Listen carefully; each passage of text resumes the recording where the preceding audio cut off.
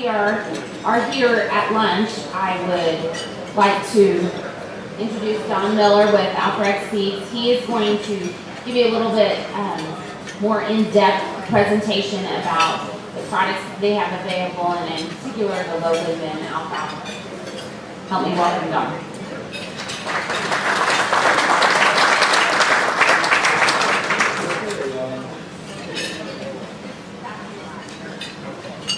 There we go. Okay. Well, I'm sure glad to be here today. It's really nice to see this many people interested in alfalfa, and we really appreciate you coming here today and listen to what all the speakers have to say. And hopefully this will be a real benefit to you and help you in the production of a quality alfalfa and make your farm more profitable. I think this morning you may have heard a little bit about low lignin and the various talks, and also on the grower panel a little bit. But our company, Alfalfa, is doing a lot of work on low lignin, and what I'd like to do is just give you our viewpoint on some of the advantages of the low lignin alfalfa, some of the opportunities that I think it will present, and just give you something I think hopefully will be useful to you in your program. We do want to thank the High Plains Journal in New Holland, and as far as helping arrange all this meeting. I think it's going to be a good meeting. We had one at some other locations. We were just in Dodge City the other day. Again, really good turnout there, and really encouraging to see as many people wanting to learn more about alfalfa. Now, one thing I wanted to maybe give you a little insight. Not everybody's may have heard about Alfalfa Seeds. It's a new name out there in the industry. A few years back, Dow AgriSciences decided they wanted to get into the forage business, and so they've bought some alfalfa breeding companies. And with a new company, you have to come up with a name that's never been used before. And so the way they came up with the name Alfalfa is they took the first few letters out of alfalfa, forage excellence, and so that's where the Alfalfa name came from. So if you're wondering where in the world that came from, that's what it is. Like I just mentioned, Dow AgriSciences is our parent company. We are the forage division of Dow AgriSciences.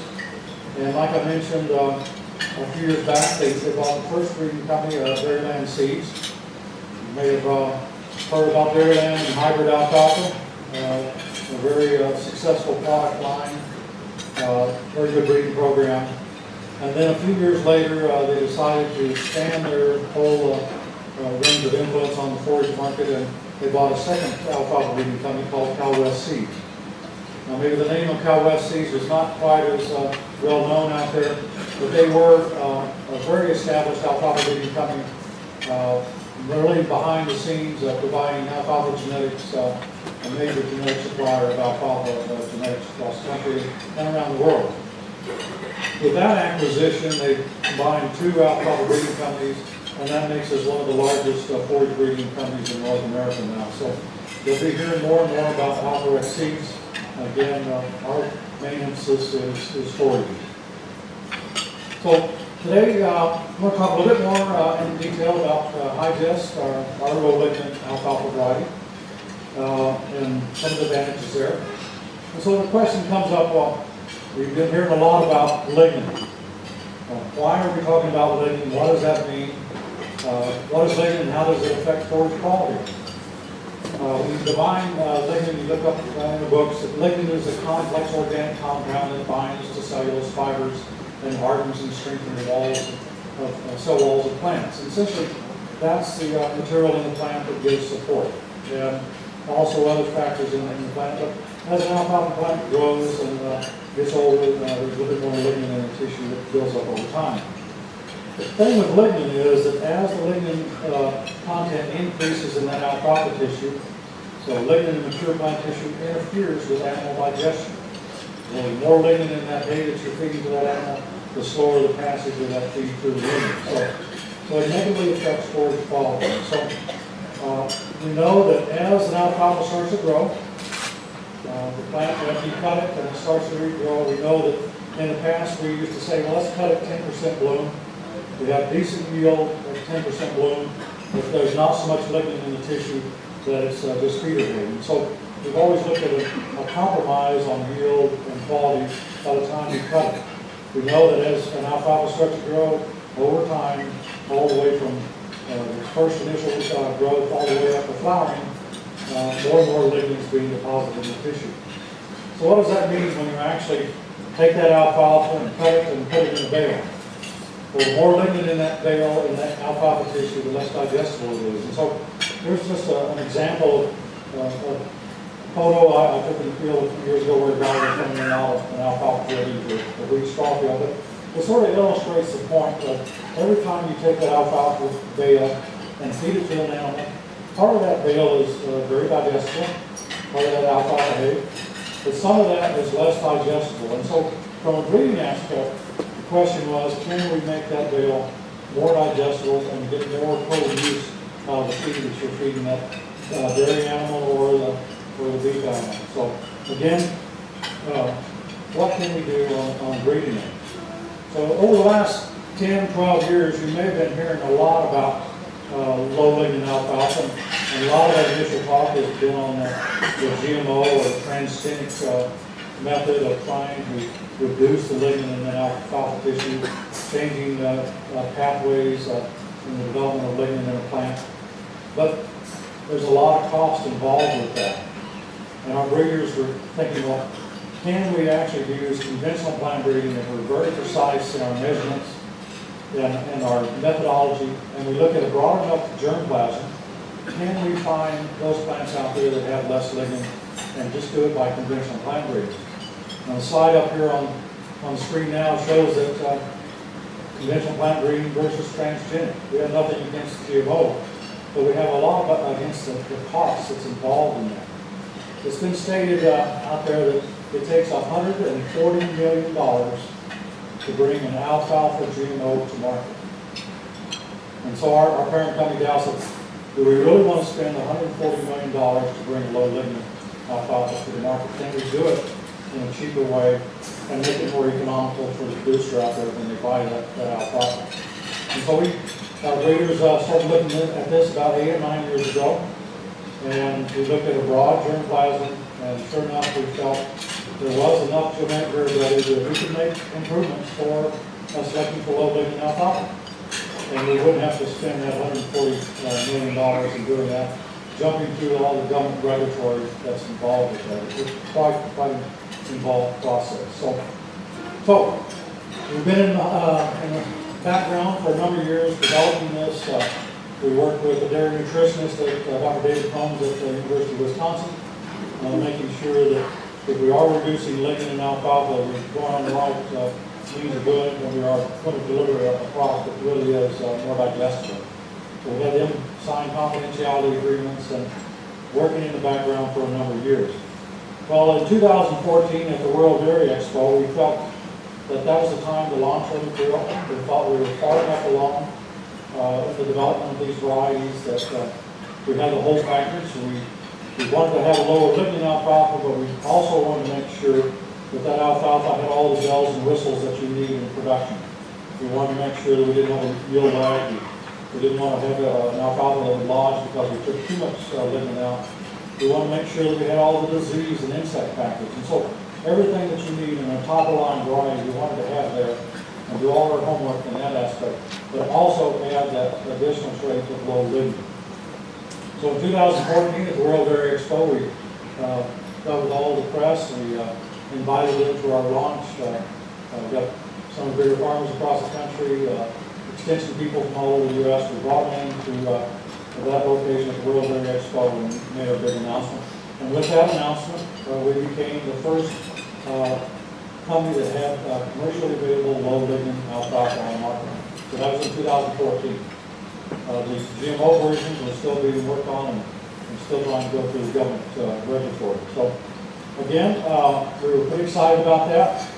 Again, it was a conventional plant breeding, and as a result, we had a good product, had all the multi-pest package, and we didn't see any yield lags or anything like that, and it was non-transgenic, and as a result, We didn't have to charge a tech fee on top of all that. We freaked that $140 million that we would have spent.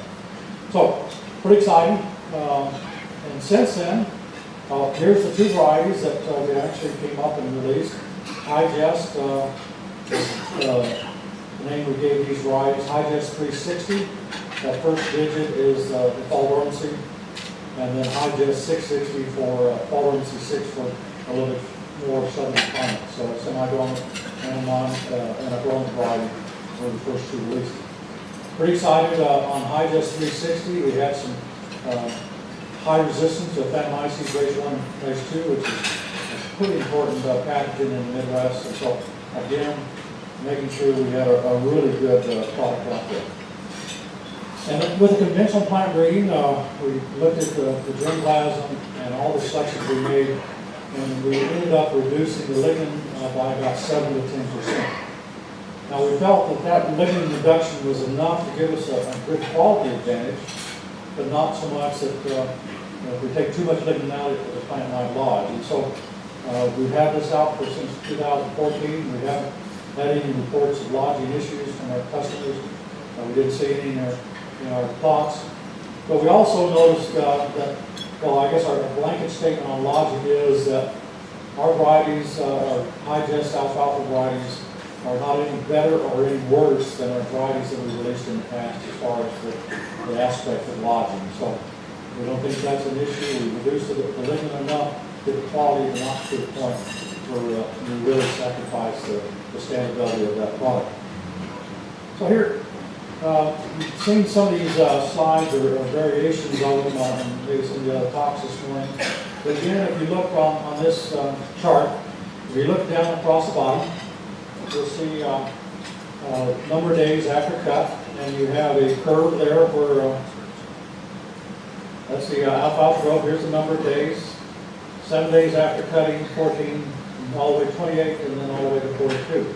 So when you cut alfalfa, and it starts to regrow, you're getting more and more yield, and then you get up here to full flowering, you've got a lot of yield. But the problem is that at full flowering, you don't have the quality. So here's the lignin curve, or the quality curve. As the plant gets older and is growing, the lignin starts to build up in the tissue, and so our quality starts going down. And like I said earlier, what we've done to manage this in the industry to get dairy quality or good quality, we've always harvested around 10% bloom or maybe around 28 days. We didn't get the maximum yield, but we had good yield and also good quality at that stage. You could have cut earlier at good quality or even better quality, but then you start sacrificing the health of that plant by cutting it too early and not letting it recharge the root system. So this is what we've done for years and years. Now, with the low lignin aspect, I think it opens up some really interesting aspects.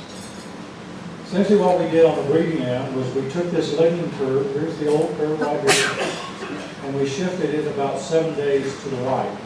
So now our lignin curve is about 7 days to the right of the old curve. The lignin is still building up in the tissue, but at a later date. So again, here's our new lignin curve, about 7 days to the right of the old one. Now that opens up some really interesting opportunities for you as the producer. Say if in the past you harvested normally at 28 days to get quality. Well now if you harvest at that same cutting schedule, don't change anything that you're doing, just cut like you always did. Actually the lignin content now is lower than what it used to be at 28 days because we slowed down the deposit of lignin in the tissue. So now if you harvest at 28 days, you have that potential to have an even higher level of quality in that forage that you're harvesting.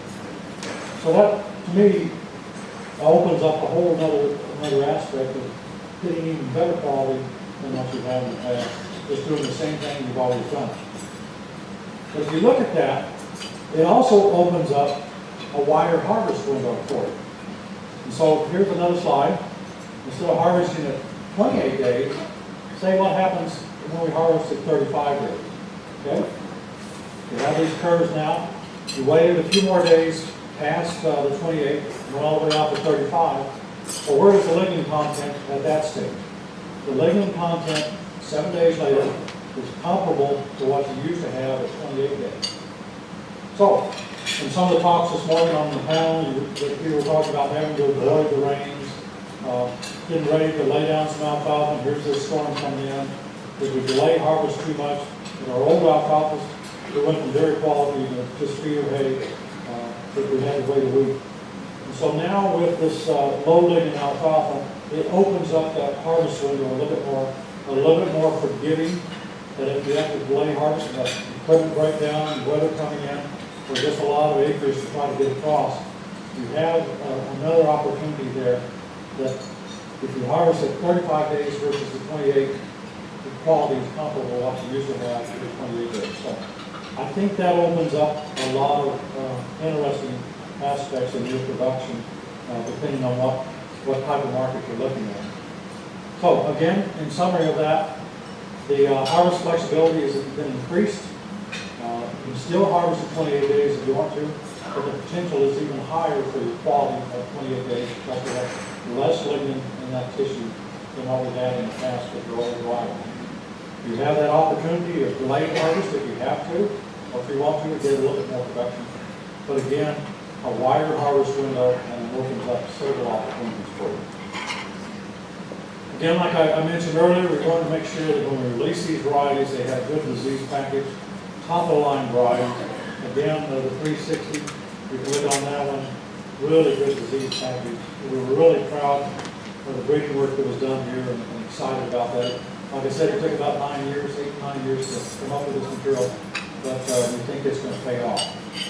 Hi-Gest 660, again, a good product, and follow C6 out there for different markets. We did notice on the breeding end that when the breeders were out there selecting these plants that were lower in lignin, we sort of picked out plants that were a little bit leafier. So the appearance, while we've seen this last year with all the production we've had across the country, these new varieties, they are leafy, dense, a robust canopy.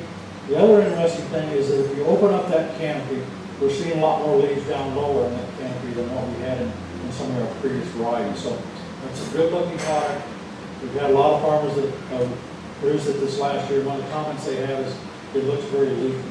So again, a good looking, nice quality product. Sort of a validation of the work that we've done on developing this low lignin was, like I said earlier, the initial launch was at the World Dairy Expo. And we came back, had some farmers listen to our talks over the country, heard about our Hi-Gest 360, low Hi-Gest 660, and planted some on their farms. And we wanted to really test them out and see how they were doing. One farmer out of Washington had heard my talk at Washington Hay Growers. He bought some of the Hi-Gest 360. He'd been entering the contest at the World Dairy Expo every year, trying to win the contest.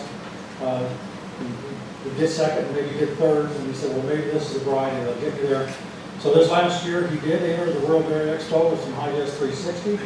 And in the category of the quality counts, hay and haylage class, he won the contest. And so we're pretty excited about that. It sort of gives a little bit of validation that we are producing a good product that's really good quality. It was Joe and Alice Thompson, they're the ones that won that contest this last year. And I think some of the people on the panel here, hopefully they'll win it next year. And so we think our product is out there and it gives you that potential of really getting a good quality product. We also, this last year, I said we released this in 2014. With that initial release, we got seed out all across the country to producers. We actually had about 10,000 acres of these varieties out this last year, planted all across the United States. And with that, we went to our farmers that bought our seeds and said, well, we'd like to get some feedback on how the quality is doing on those varieties that you're growing. And so we gave them a free test kit. I think you heard Courtney's talk today about TTNDF, the Rock River Labs. They were doing some work on this TTNDF analysis, and so we've been doing some work with them. And so we provided a test forage sample kit to the growers that were raising our Hi-Gest alfalfa. They could go out there, take a sample out of their forage, their variety out there, take a sample, put it in the bag, send it into Rock River, and we would pay for the analysis. They would get the analysis back. And then also the lab would send me a copy of every one of those also, so we can get some feedback on how those varieties are doing all across the country. And so, pretty excited about getting that data back. And this is a box that we had. We gave one of those, had lots of information, and the information on how to take a proper sample, like the coordinator is talking about, to make sure that we get a representative sample and get that sent into the lab and get a good analysis. Now, TTNDFD analysis also has, it's a really complete analysis that has RFD and RFQ and all the additional information there, but a good test. And the reason we talk about this test is that we heard this morning a lot of people talking about alfalfa hay being bought and sold on RFD. And as we move into these low lignin products here in the future, the RFD does not pick up that low lignin advantage. We know that a lot of hay is being sold and bought on RFD, but as you produce these low lignin varieties, we're going to have to look at some different types of analysis out there to really tell you the value of that hay that you're producing to that dairyman or that beef producer.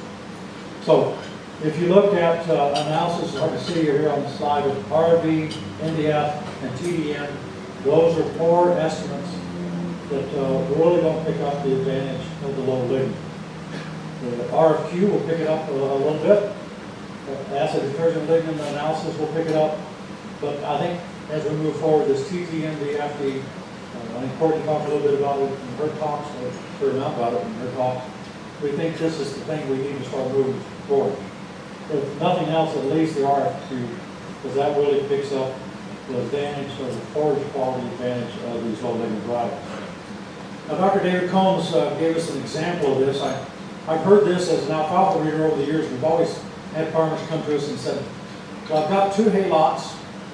Both of them have the same RFB, but when I sell it to the dairy, there's these 2 hay lots. The dairyman comes back to me and says, one of those milk better than the other.